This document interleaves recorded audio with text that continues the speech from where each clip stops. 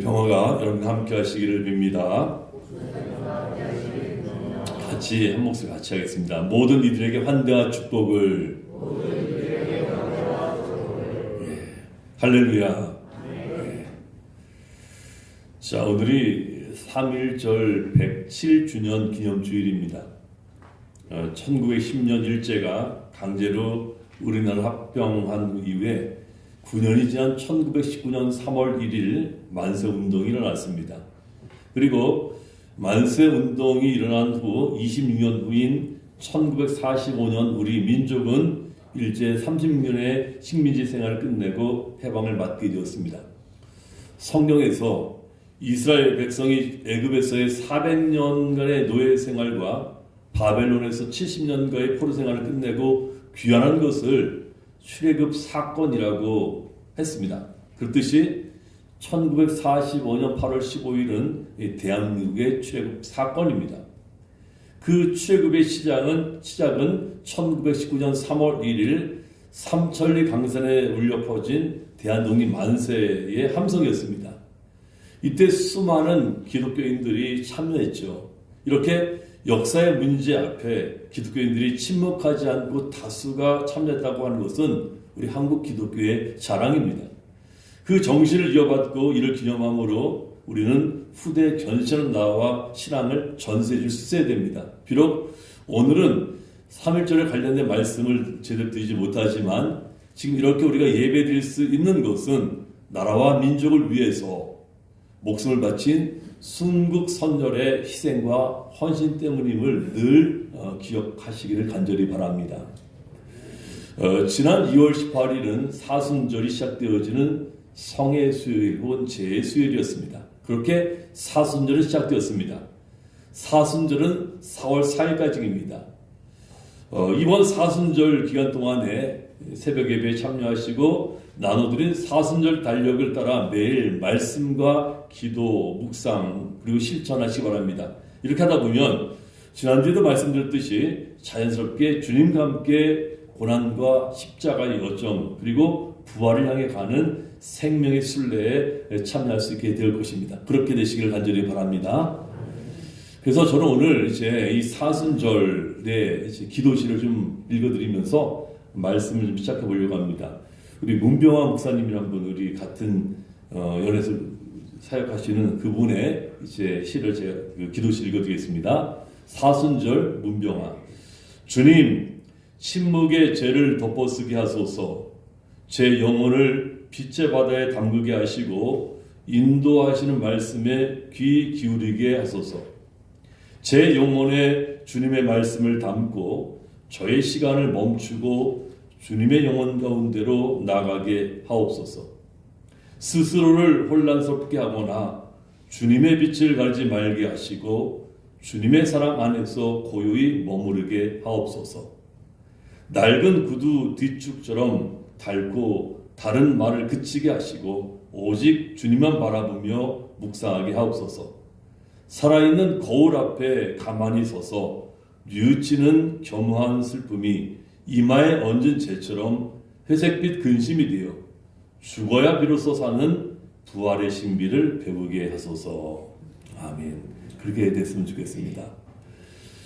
지난주는 제가 시험과 유혹 그리고 선택이라는 제목으로 이제 말씀을 선포했는데 혹시 기억나십니까? 오늘 이제 말씀의 연장선이 있기 때문에 제가 잠시 지난주 선포한 말씀을 좀 정리하고 이제 오늘 본문 말씀 보도록 하겠습니다. 우리가 시험과 유혹을 이겨내기 위해서는 다른 방법이 없습니다. 하나님의 말씀을 선택하고 그 말씀 붙들고 그리고 그 말씀에 순종하며 살아가는 것밖에 없습니다.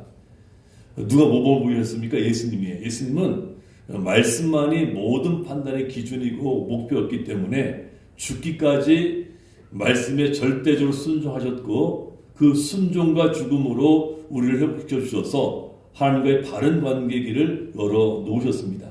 그렇기 때문에 우리도 이 사순절 여정 속에서 비록 사탄의 시험과 죄의 유혹이 있을지라도 하나님의 말씀으로 이겨내야 합니다. 하나님의 말씀을 붙들고 말씀에 순종하며 주님과 함께 생명의 여정인 부활을 향해 나아가야 됩니다. 그렇게 되시길 간절히 바랍니다. 오늘 이어지는 성서일과의 말씀은 이제 지난주 성경 말씀 연장선에서 오늘 창세기 12장 1절 4절, 시편 111편은 우리 좀 전에 교독했고요. 로마서 4장 1절 5절, 요한복음 3장 1절 10절 말씀입니다. 오늘 성서일과의 말씀들은 우리에게 이제 선택의 문제, 선택이 얼마나 중요한지를 알려주고 있는데, 오늘 설교 제목이 뭐죠? 오늘 설교 제목은 보시면은 머무름의 자리, 찾아감의 자리. 한번 따라하겠습니다. 머무름의 자리, 찾아감의 자리. 이 제목으로 말씀을 듣도록 하겠습니다. 우리가 먼저 교독했던 시편 121편은 노래, 그 제목이 붙어 있죠. 성전에 올라가는 노래입니다. 내가 산을 향하여 눈을 들리라. 나의 도움이 어디서 올까? 나의 도움은 천지를 지신 여호와에게서로다. 우리 신앙의 여정은 궁극적으로 성전을 향하여 방향이 정해져 있음을 보여줍니다. 성전은 예배한 곳이죠. 성전은 하나님이 임재하신 곳입니다. 그리고 성전은 하나님이 세상을 통치하는 곳이고, 또 성전은 하늘과 땅이 함께 하나가 되는 곳이 성전입니다. 그런데 인간은 원래부터 성전을 향해서 나가게 되어 있었습니다. 왜냐하면 우리는 하나님의 형상을 따라 지음을 받았기 때문입니다. 자, 여러분, 요나가 삶의 마지막을 태어난 곳을 찾아가듯이 우리 인간 역시도 필연적으로 본향 하나님을 찾아가는 길을 가게 되어 있습니다. 시편 121편은 그것을 우리가 알려줍니다. 시편 기자는 한 걸음 더 나가 그렇게 하나님을 찾아 떠나는 여정 가운데 있는 자를 하나님은 어떤 위험과 위협에서도 지켜주신다고 고백하고 있는 것입니다. 그러므로 시편 121편을 읽어가면서 우리 역시도 지금 하나님을 향해 믿음의 참된 여정 가운데 제대로 들어서고 있는지, 아니면 그대로 주저앉고 머무르고 있는지, 아니면 곁길로 가고 있는지를 잘 살펴보아야 됩니다. 그러면 성경의 인물 중에 머물지 않고 처음으로 믿음의 여정을 시작했던 이를 살펴보겠습니다. 여러분, 창세기 12장 1절부터 4절 말씀을 좀 펴시고요. 우리 교독하겠습니다. 창세기 12장 1절에서 4절까지 말씀입니다.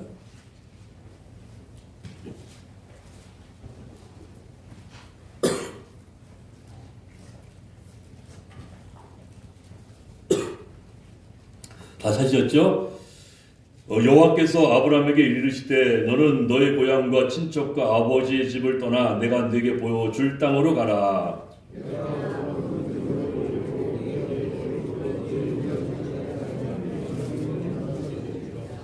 너를 축복하는 자에게는 내가 복을 내리고 너를 저주한 자에게는 내가 저주하리니 땅의 모든 족속이 너로 말미암아 복을 얻을 것이라 하신지라.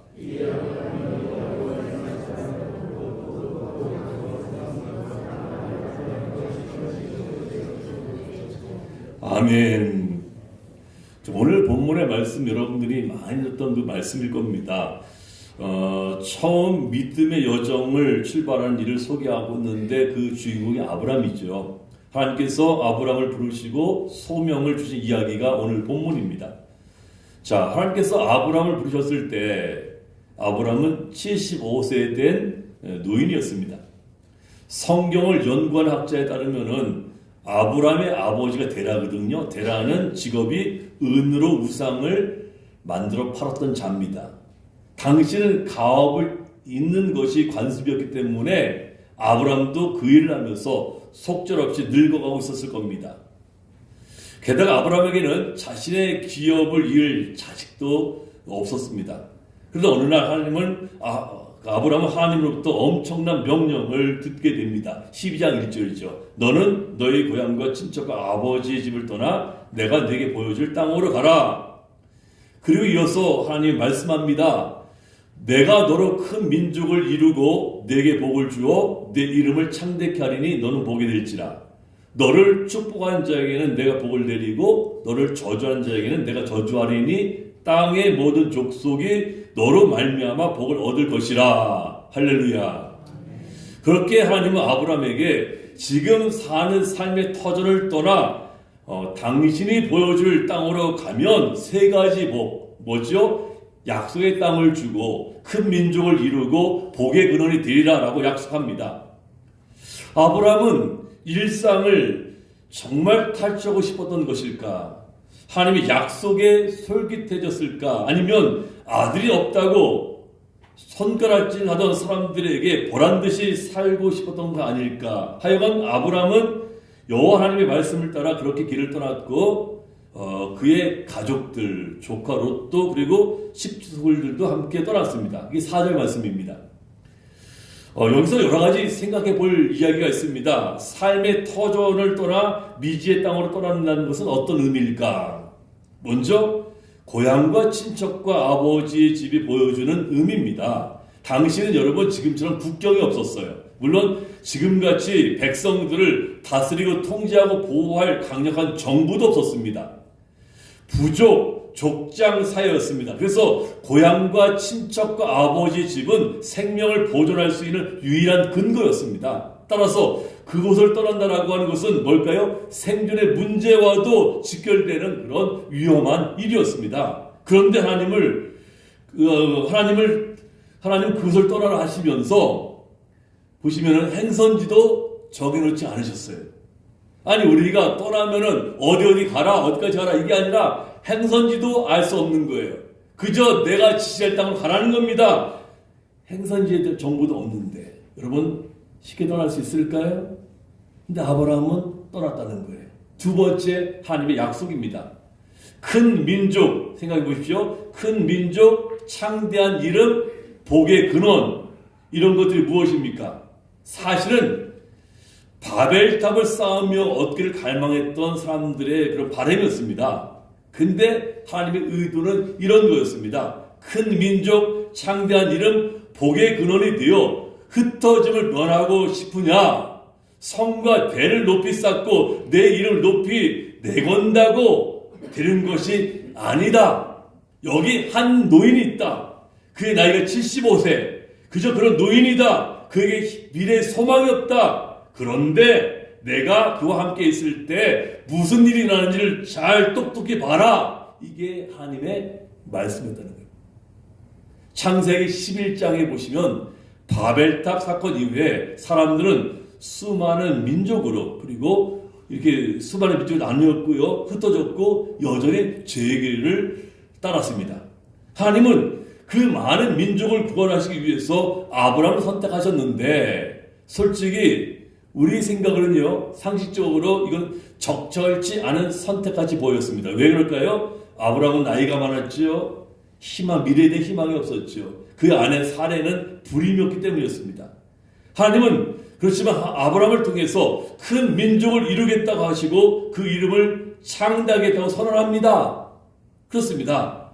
하나님은 큰 민족을 이루거나 세상을 구원할 능력이 전혀 없어 보이는 한 사람 아브라함을 선택하심으로써 진정한 구원자는 하나님이심을 보여주겠다는 겁니다. 하지만 여러분 사람들은요 지금도 고향과 친척과 아버지의 집을 의지하며 언어를 살아갑니다. 본토 친척 아비 집은 사람들이 뿌리를 내리고 사는 세계를 말합니다. 이것을 크고 더 견고하게 만들기 위해서 골몰합니다. 어떤 사람들은요 학벌과 인맥과 집안을 따집니다. 공부를 열심히 해서 출세하려고 합니다. 안 되면 이 성형수술 해서라도 사람들에게 잘 보이려고 합니다. 재벌들은 권력가들과 혼사를 맺습니다. 이 모두 본토 친척 아비 집을 강화하기 위한 겁니다. 성가들 높이 쌓는 일입니다. 바벨탑을 건설하는 일입니다. 흩어짐을 면하고 이 땅에서 누구보다 오래 잘 살아남기 위한 몸부림이에요. 한마디로 머무름의 삶입니다. 그러므로 고향과 친척 아버지의 집은 눈에 보이고 손으로 만져질 수 있는 경험과 인식의 세계고 전통과 관습의 세계입니다. 사람들은 그곳에서 선조들이 쌓은 경험을 이어받아 살아왔고 그 경험을 발전시켜서 다음 세대에 이어주는 것이 목표입니다. 그런데 하나님은 아마 아브라함도 그랬을 것 같아요. 그래서 아브라함에게 이러한 세계를 떠나라고 하신 겁니다. 하나님 이와 같은 명령은 그런 것을 무시하는 것이 절대 아닙니다. 더 중요한 것, 더 궁극적인 것을 보라는 거예요. 참된 자기 존재가 무엇인지를 발견하고 찾아가는 겁니다. 한마디로 믿음의 여정을 향해 떠나가는 거예요. 그렇다면 하나님이 가라 하신 곳이 과연 어딜까요? 그것은 하나님의 세계입니다. 인간 경험 밖의 세계를 말합니다. 신앙의 본질이란 뭘까요? 인간의 경험 세계를 넘어서 하나님의 세계로 가는 것이 신앙의 본질입니다.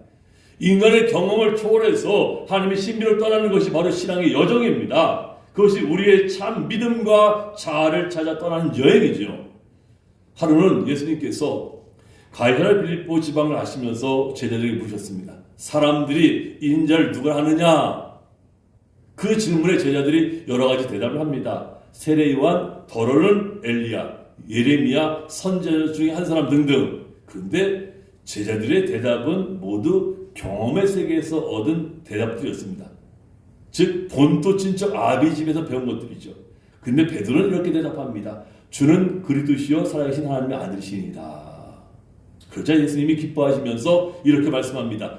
마태복음 16장 17절 보면은 바요나 시모나 내가 복이 있도다. 이를 내게 알게 한 이는 혈육이 아니요 하늘에 계신 내 아버지시니라. 할렐루야. 여러분 여기서 혈육은 바로 본토 친척 아비집을 의미하는 거예요. 혈육으로 이해할 수 없는 분이 바로 예수님입니다. 하늘에서 내려오는 하나님의 지혜만이 예수님의 본질, 예수님이 누구인지를 바로 알게 합니다. 그래서 예수님이 그토록 기뻐하신 거예요. 베드로의 신앙 고백은 비로소 인간 경험 세계를 넘어서 하나님의 신비로 가는 가장 중요한 출발점이었습니다. 그래서 예수님은 베드로의 신앙 고백 위에 뭘 세운다 했습니까? 하나님의 교회를 세우신다 했어요. 그러므로 교회는 뭘까요? 교회는 인간 경험을 보관하는 장소가 아니라 하나님의 신비를 찾아내고 보존하여 가르치는 중요한 곳이 교회입니다. 예수님이 이 땅에 오신 이유가 뭘까요?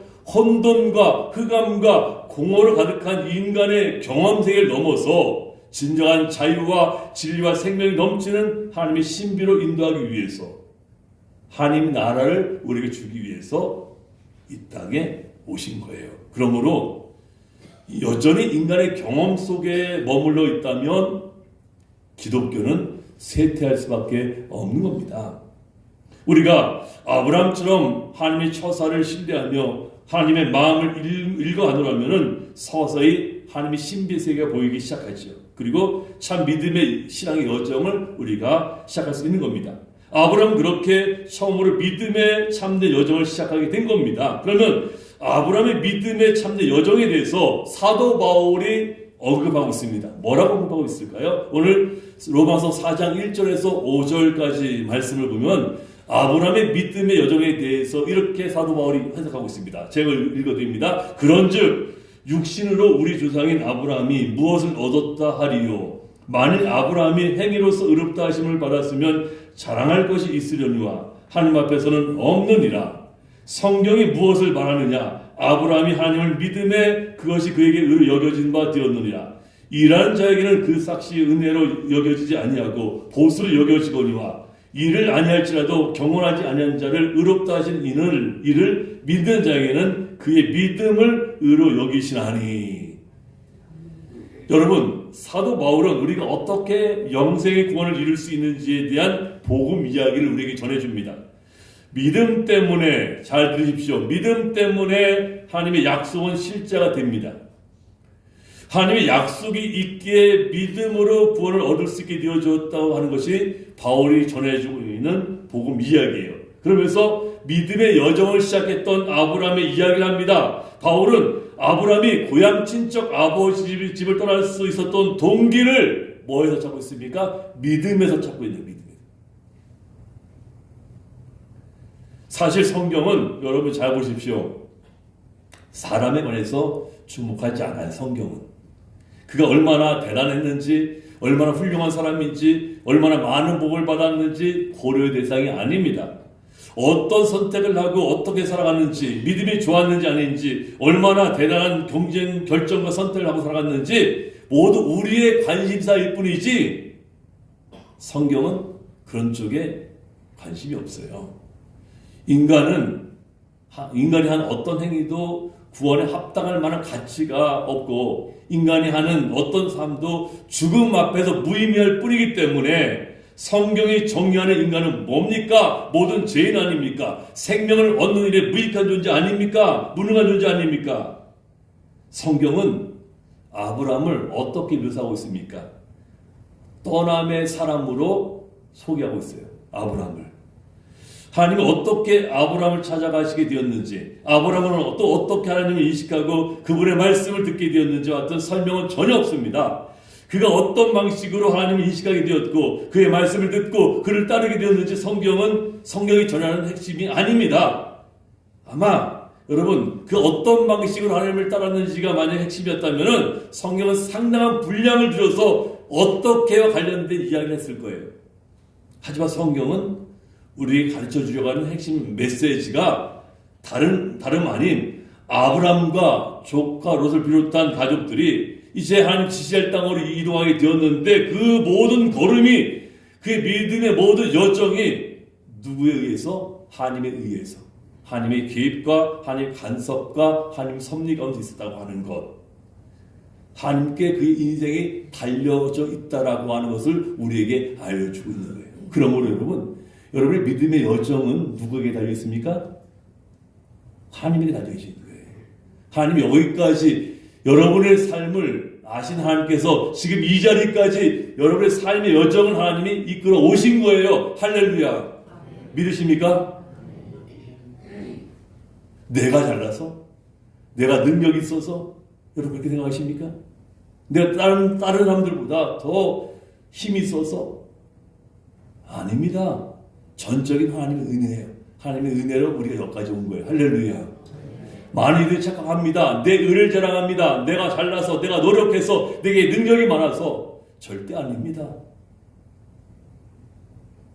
바울은 아브라함의 믿음을 로마서 4장 17절에서 이렇게 진술합니다. 같이 한번 읽어보겠습니다. 로마서 4장 17절 시작.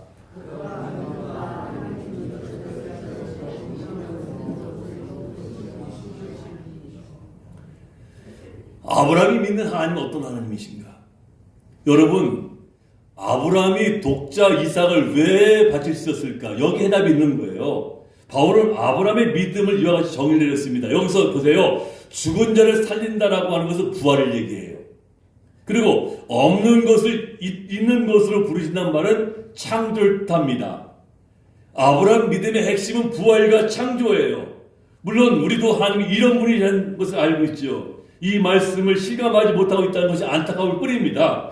우리가 교리는 알고 있어요. 머리는 알고 있어요. 입으로 말해요. 실제로 우리는 하나님을 그렇게 믿지 못하고 있다는 거예요. 하나님을 부활의 하나님으로 창조의 하나님으로 믿지 못하고 있다는 거예요. 단지 여러분 생각해 보십시오. 왜 하나님을 찾습니까? 하나님을 찾고 우리가 할 때 하나님이 이렇게 해주시고 이렇게 이루어주실 것을 믿고 기대하며 찾는 거 아닙니까?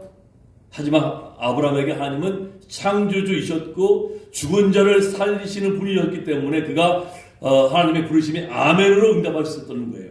삶의 자리에서 하나님은 믿을 만한 분이라는 사실에 그 인생을 걸었던 것이죠. 결국 아브라함의 여정은 참된 믿음을 찾아가는 여정이었습니다. 그러므로 믿음을 갖는다라고 하는 것은 머무르지 아니하고 참된 자아를 향해 떠나는 출발점에 섰다는 의미로 우리가 이해할 수 있는 겁니다. 여러분 믿음이라고 하는 것은 바로 이 부활과 창조에 있는 하나님이에요. 할렐루야. 그런데 같은 맥락에서요. 예수님을 찾아 나선 니고데모의 여정 또한 첫 번째 믿음의 참된 여정이라고 우리가 할 수가 있습니다. 니고데모도 그랬어요. 한번 찾아보겠습니다. 요한복음 3장 1절부터 10절까지 말씀 다 찾아보세요. 니고데모도 그랬다는 거예요. 믿음의 여정을 향해서 첫 출발하게 되어지는데 3장 1절부터 10절까지 말씀을 교독합니다. 145쪽입니다. 제 성경. 요한복음 3장 1절부터 17절. 그런데 바리새인 중에 니고데모라 하는 사람이 있으니 유대인의 지도자라.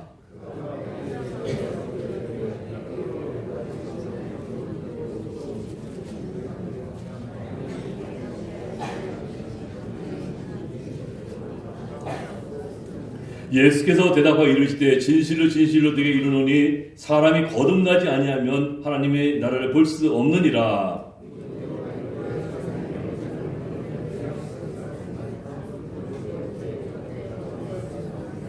예수께서 대답하시되 진실로 진실로 네게 이르노니 사람이 물과 성령으로 나지 아니하면 하나님의 나라에 들어갈 수 없느니라. 내가 네게 거듭나야 하겠다 하는 말을 놀랍게 여기지 말라.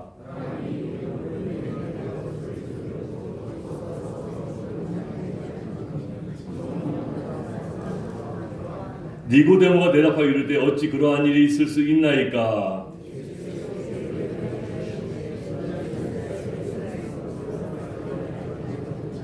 진실로 진실로 네게 이르노니 우리는 아는 것을 말하고 본 것을 증언하노라. 그러나 우리가 우리의 증언을 받지 너희가 우리의 증언을 받지 아니하는도다.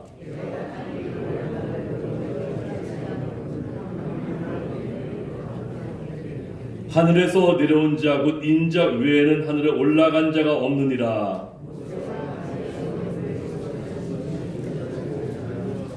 이는 그를 믿는 자마다 영생을 얻가려 하심이니라.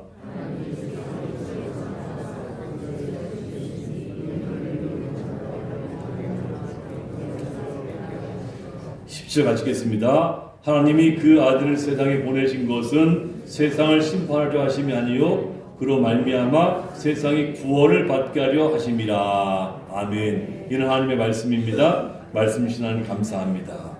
자, 오늘 본문도 여러분 잘 아시는 말씀이잖아요. 오늘 본문에 니고데모라는 사람이 등장해요. 그는 예수님 당시에 예루살렘에 살던 바리새인이었습니다. 그가 바리새인이라는 말은 그가 매우 열심히 있고 신앙에 진지한 신앙인이었다는 뜻이에요. 1절 말씀 보십시오.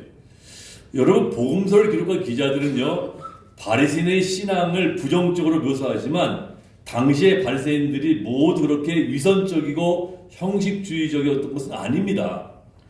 그런 비판을 받아 마땅한 사람들이 꽤 있었지만 진지하고 순수하게 신앙생활하는 바리새인도 굉장히 많았습니다. 니고데모는 그런 바리새인 중에 하나였습니다. 그는 또한 사내들의 공연의 의원이었습니다. 오늘날 얘기하면 국회의원 그런 거죠. 당시 사내들인 의원들은 부와 권력과 명예를 한 손에 거머쥔 성공과 복의 상징이었습니다. 그런 면에서 보자면은 니고데모는 어느 면으로도 부족할 것이 없었습니다. 그의 가정 형편과 건강 상태에 대해서 알 수 없지만 어느 모아 복을 받았음에 분명한 사람이었습니다. 니고데모를 아는 사람들은요 저런 사람이 구원받지 못한다면 누가 구원받을 수 있을까라고 생각했을 것이었습니다. 그 정도로 그는 많은 사람이 부러워하는 선망의 대상이었습니다. 하지만 문제는 뭘까요? 정작 본인은 그렇게 생각하지 않았다는 거예요. 많은 이들이 니고데모 보면서 아주 신실한 사람, 하나님 잘 믿는 사람, 하나님께 복받는 사람이라고 다 이렇게 우러렀는데 니고데모는 당신 자신은 그렇게 생각하지 않았다는 거예요. 니고데모는 바리새인으로서 행해온 신앙 행위들에 대해서 회의를 느꼈습니다. 성전에 드나들면서 수없이 제사를 드리고 안식일마다 회당에서 예배드리고 정해진 날마다 금식을 선포하고 금식하고 부전히 기도하고 구제해 왔음에도 여전히 영적 공허를 느끼고 있었다는 거예요. 한마디로 그에게는 뭐가 없었어요? 하나님의 나라가 없었다는 거예요. 영생을 누리지 못했다는 거예요. 그저 종교적인 신실함으로 거룩함을 이어가려고 하는 경건을 흉내내는 종교인일 뿐이었습니다. 저는 이 말씀을 읽으면서 여러분 한번 여러분 솔직하게 여러분 자신 한번 보십시오. 내가 종교인인가 신앙인인가? 내가 오늘 설교 제목처럼 그저 이 자리가 조사원이 머무르고 있는가 아니면은 믿음의 여정을 통해서 내가 길을 가고 있는가? 안타깝게도 여기가 조사원이 머물러서 도무지 믿음의 여정을 가야 되는데 그렇게 하지 못하는 정말 신앙인이 아닌 종교인들이 너무나 많다는 거예요. 그러니까 하나님 나라가 없는 거예요. 영생이 없는 거예요. 그냥 경건만 흉내내는 종교일 뿐이에요. 그 상황에서 니고데모도요. 다른 사람들처럼 원래 그런 거야. 신앙이 원래 그런 거야. 하면 스스로를 속여 넘어갔다면 자신도 구원받았다라고 하는 자만 속에서 아마 살 수 있었을 것입니다. 근데 그는 자신을 속이지 않았습니다. 누가 뭐래도 아닌 건 아니었죠. 자, 니고데모가 조상들이 가르쳐준 신앙생활을 답습해 왔습니다. 근데 그는 거기에 뭔가 중요한 것에 빠져 있음을 알고 있었던 겁니다. 그것이 무엇일까요?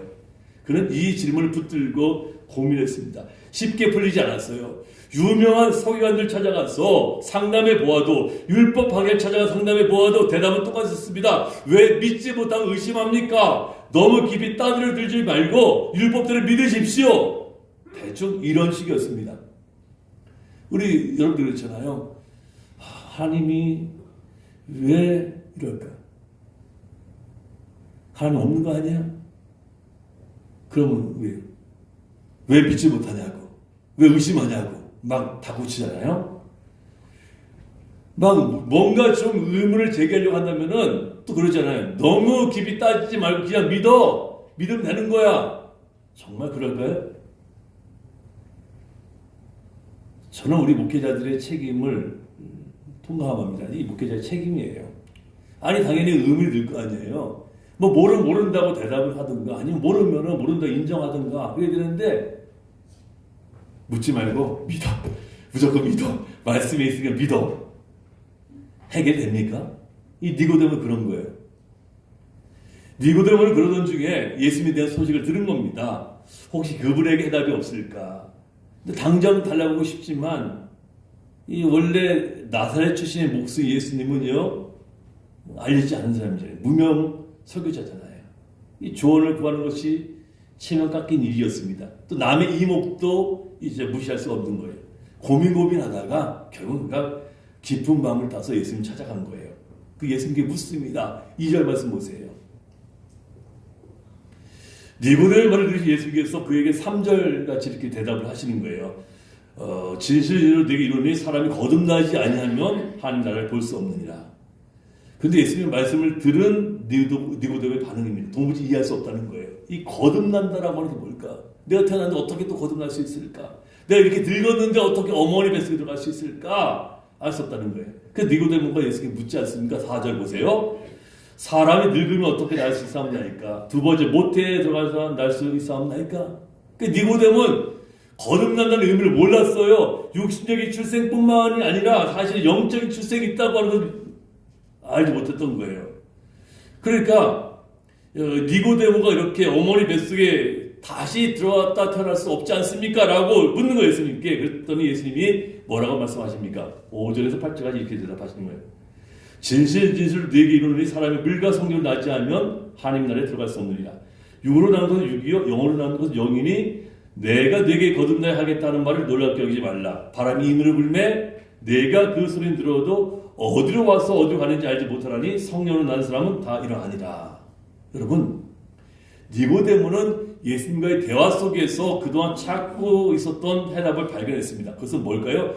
영이신 하나님을 인격적으로 만나 그분과 더불어 살아온 삶이었어요. 영생을 비로소 알게 되어진 겁니다. 거듭난 삶, 즉 믿음의 삶에 대한 여정이었습니다. 영생의 출발점을 갖게 되어진 거예요.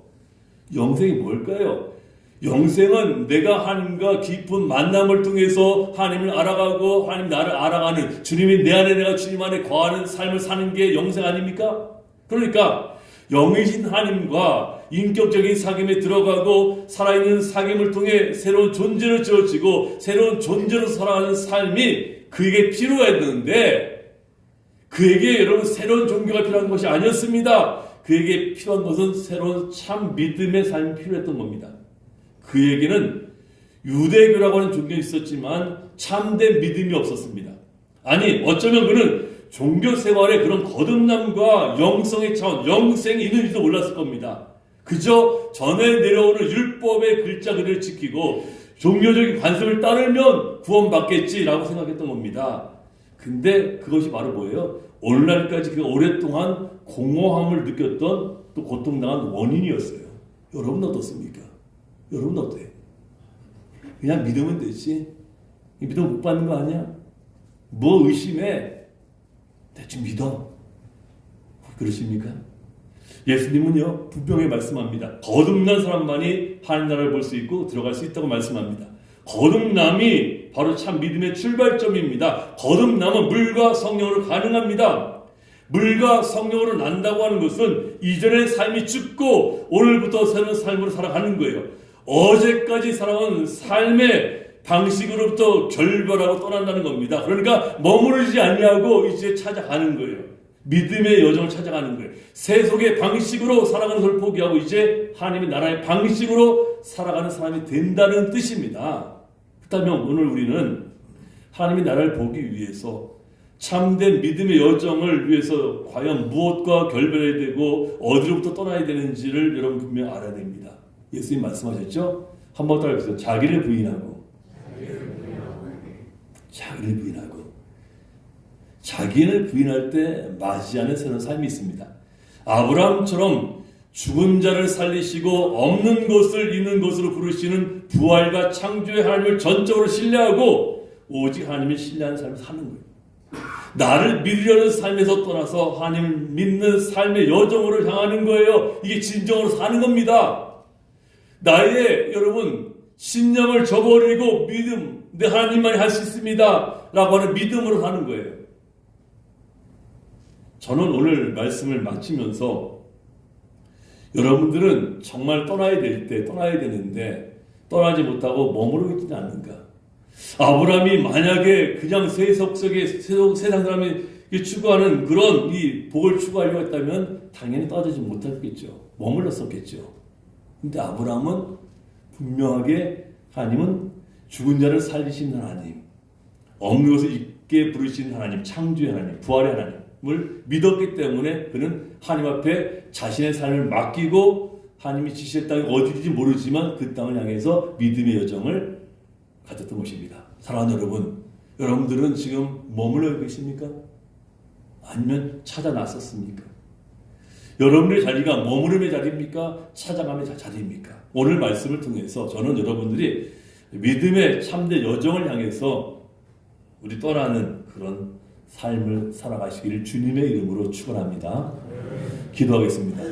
하나님 아버지 감사합니다. 오늘 말씀을 통해서 우리가 아브라함처럼 믿음으로 하나님을 고백하게 하여 주시고 하나님의 전적을 신뢰하며 하나님이 이끌어 주시는 대로 하나님 우리가 그 삶을 따라가는 그런 삶을 살아가게 하여 주옵소서.